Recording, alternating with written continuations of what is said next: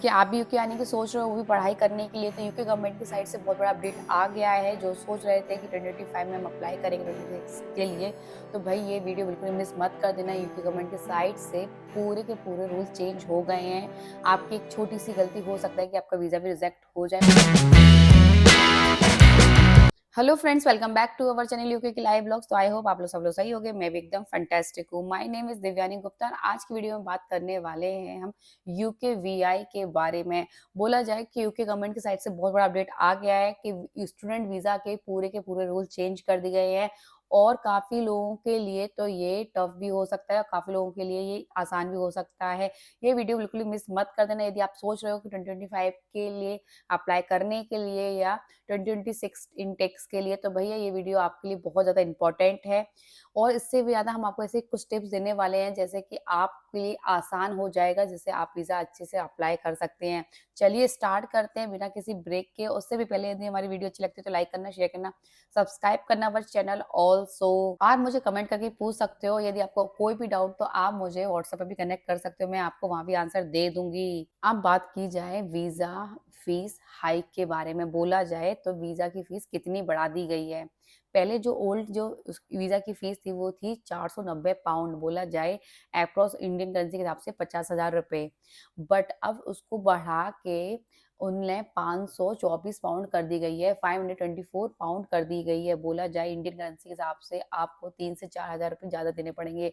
अब आपको Indian currency के हिसाब से 53,000 के आसपास देना पड़ेगा जब आप वीज़ा के लिए अप्लाई कर सकते हैं। दूसरी चीज़, इसमें भी बहुत ज़्यादा फीस बढ़ा दी गई है, उसको बोलते हैं हेल्थ सरचार्ज। भाई हेल्थ सरचार्ज की जो ओल्ड फीस थी वो थी 635 रुपए, जिसको अब बढ़ा के 1035 पाउंड कर दी गई है, जो कि बहुत ज़्यादा हाई कर दी गई है। बोला जाए तो बहुत ज़्यादा बढ़ा दी गई है। पहले जो इंडियन करेंसी के हिसाब से रखी जाती थी वो रखी जाती थी 60,000 के आसपास, 60-65,000 के आसपास, बट अब उसको हटा के 1 लाख से के आसपास कर दी गई है, तो उसमें ज़्यादा बढ़ा दिया है। बोला जाए तो 30-40,000 रुपए आपका बहुत ज़्यादा अमाउंट होता है जो बढ़ा दिया गया है पर ईयर। बोला जाए तो ये वीज़ा की मेजर फीस आपको पे करनी होगी, वो भी वीज़ा अप्लाई करते समय। तो उसमें भी आप अपना बजट देख के चलें और ज़्यादा से ज़्यादा बजट सेव करते चलें, उसके बाद ही आप वीज़ा के लिए अप्लाई करो। क्योंकि वीज़ा की फीस जो थी टोटल बोला जाए तो भाई 40,000 रुपए एटलीस्ट बढ़ा दी गई है। बोला जाए तो भाई अब आपको बजट बहुत ज़्यादा बढ़ाना पड़ेगा। बोला जाए कि भाई 30 से 40,000 रुपए आपको और ज़्यादा पे करना होगा वीज़ा की फीस और हेल्थ सब चार्ज। तो भाई आपको अब अपना बजट भी बढ़ाना होगा। अब बात करते हैं रूल नंबर 3 की, फंड रिक्वायरमेंट इंक्रीमेंट के बारे में बात की जाए। यदि आप सोच रहे हो कि हम लंदन में पढ़ाई करने की, तो पहले के जो लंदन के जो स्टूडेंट थे उनको फीस देनी पड़ती थी, वो 1200 पाउंड देनी पड़ती थी अप्रॉक्स। बट अब उसको भी बढ़ा के कम से कम आपको 1300-1400 पाउंड देनी पड़ेगी। इंडियन करेंसी से बात की जाए तो अब आपको 13-14 लाख रुपए देना पड़ेंगे। यदि आप सोच रहे हो कि हम लंदन के आउटसाइड सिटी में यदि हम पढ़ाई करते हैं, तो उसमें आपको जो पहले देना पड़ता था वो देना पड़ता था 900 से 1000 पाउंड के आसपास। इंडियन करेंसी की बात की जाए तो 9 लाख से 10 लाख के बीच में आसपास देना पड़ता था। अब उसको भी बढ़ा के 11 से 12 लाख कर दिया गया है। उसमें भी आपको 1 से 2 लाख रुपए आपको बढ़ाने पड़ेंगे अपने बजट में। बोला जाए तो भई अब आपको अपना फाइनेंशियल जो आपको स्टेटमेंट है, बैंक स्टेटमेंट है, वो भी आपको स्ट्रॉन्ग प्रूफ करना होगा। और जब भी आप अपने स्टेट का मतलब ये कि अब आपको अपने बैंक अकाउंट में प्रूफ करना होगा कि आपके पास इनफ अमाउंट है यूके में पढ़ाई करने के लिए, वो भी लास्ट 28 डेज के जो स्टेटमेंट है उसमें शो करना होगा। तो आपको ये बिल्कुल ध्यान रखना है कि आपको अपना फाइनेंशियली जो सब वो अमाउंट है वो अच्छे से अच्छा शो करना है। बोला जाए जब भी आपको अप्रूवल मिलेगा।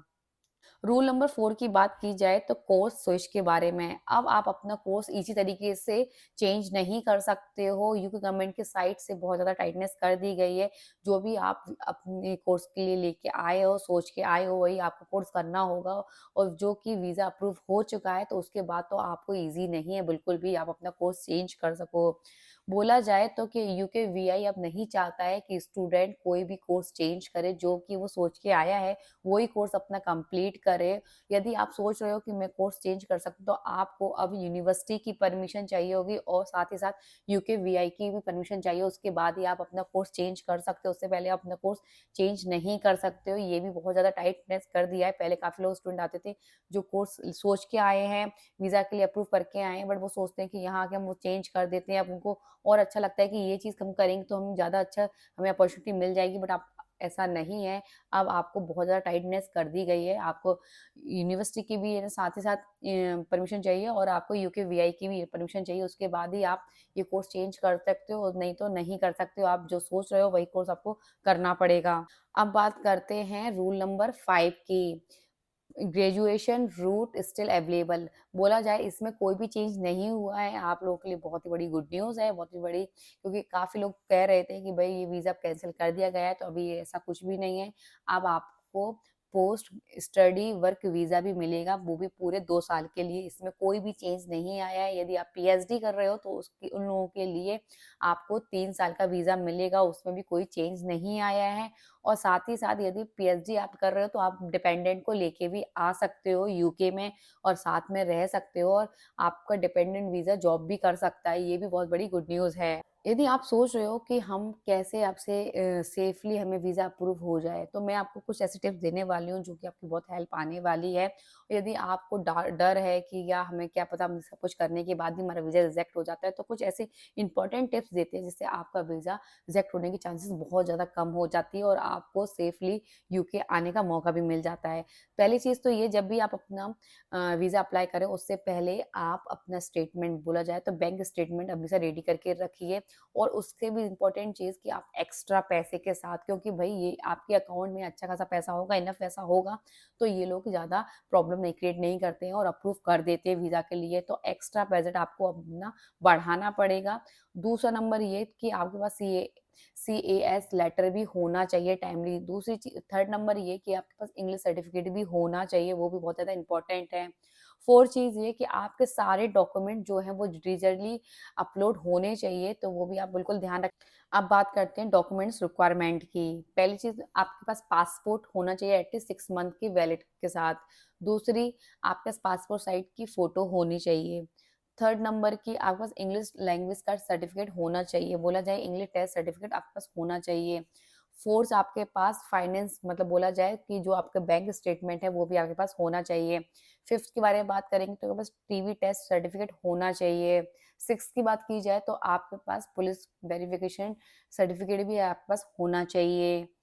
और अब बात करते हैं, यदि आप डिपेंडेंट को अपने साथ लेके आ रहे हैं तो आपको उनके डॉक्यूमेंट्स भी चाहिए होंगे, जैसे कि फॉर एग्जांपल आपको मैरिज सर्टिफिकेट चाहिए।